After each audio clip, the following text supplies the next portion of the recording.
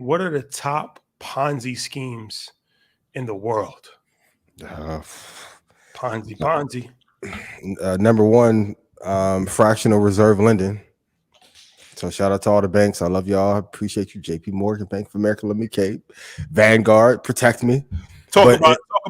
Talk about it. Talk about that a yeah, little more in like detail. if a bank receives $1 in, they're able to lend out 10 more. Mm. And if any other business did that, I think it would be framed as a Ponzi. But for banking or institutions, it's not. I think it's part of the reason why we have a credit crisis in the United States of America. I know it's been put in the act by legislation. Kudos to the Federal Reserve. I want no smoke. But if any other business had one asset, but they took payments on 9 others, I think we would get in trouble. So that's one of the top ones. And we can go into insurance, but I don't want to upset the entire financial world. So I'm just lean on fractional reserve lending. I think there needs to be a change to that in the upcoming century if we're going to continue to have $2 or $3 trillion worth of debt in the U.S. What about you? I know you want to name my boy, but please don't. Allegedly. Wow, the biggest Ponzi schemes in the world. Music industry too. If we go do actual accounting on album sales and what artists are getting paid, like take the Kendrick Cole Drake beef out of that, right? How can art, like I saw a video of Keith Murray essentially being homeless. Not that Keith was the biggest artist, but he at least went gold. To move 500,000 units in a business, if you move 500,000 units, you probably make $25 million. How the fuck is he homeless now at 48 or whatever age he is? And all the stuff that's going on in that business, and like take Puff out of it, but Suge is locked up. Jay Prince is quieter. They got rid of Irv. Iveen sold off to Apple. Geffen's quiet. We never seen a picture of Lucian. This shit is spooky. Like, and then they got their hands in Daniel's pockets at Spotify for 25% of the company, and nobody says anything. Well, you know, the biggest Ponzi scheme in the world is, I mean, the economic system of the world. I won't even say America, of the world. Because if you think about it, no country really has their currency backed by anything tangible, right? So Yeah. in a Ponzi scheme, Yeah. you know, you would give me money Mm-hmm. to invest, right? And then I would give you a set percentage off of that money while taking other people's money.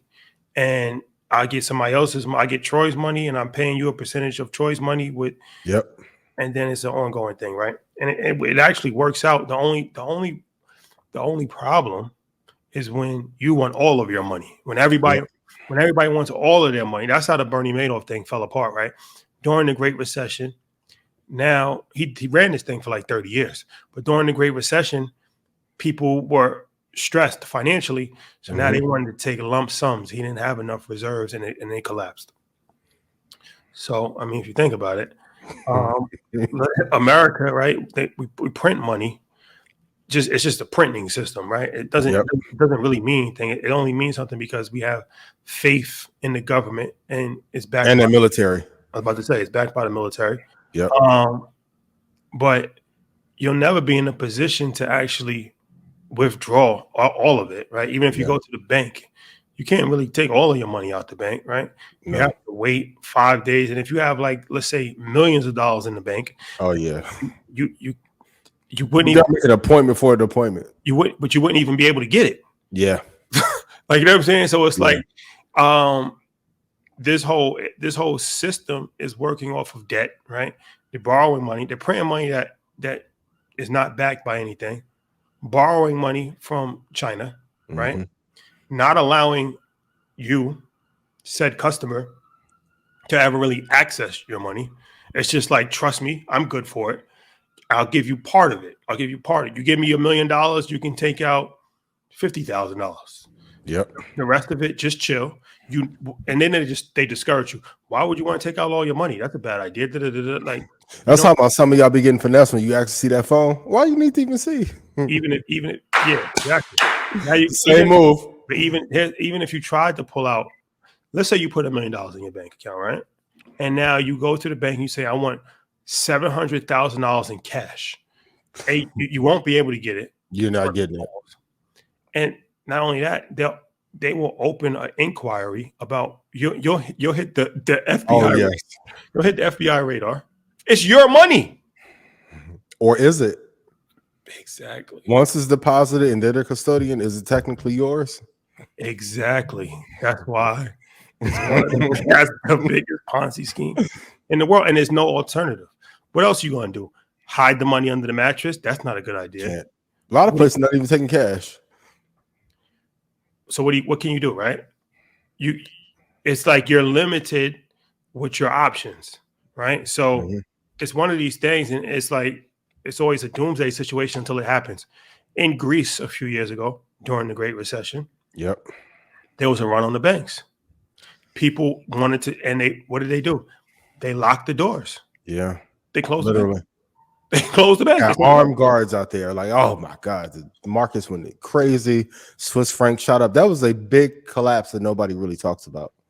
And it hasn't been a recovery since. And I keep saying, if you look from 2008, most of those companies did not recover, and neither did our economy. That's when we switched over to a gig economy. Like, remember when we were growing up, like if you went to school, you were like guaranteed a job. Now it's like you have to make your own income regardless of how much education you have. Yeah. So, and it's one of these things that nobody ever thinks about. Like, oh, that can't happen over here. Like I said, I mean, it's not just a random country. We're talking about, a quote unquote first world country, right? That this happened to. It's not just some random country, a random island off the coast of, Antarctica. This is a established country. It's in the EU. And this happened in modern time a few years ago. It wasn't that long ago. It was a stone's throw away. Yeah. Yeah. All right. So let's talk about JP Morgan, Chase, Ally, everyone, Vanguard, BlackRock, Larry Fink. How are you, my brother? Come to our aid, please. I can hear our parents now. Why y'all talking about the banks? I know. We done.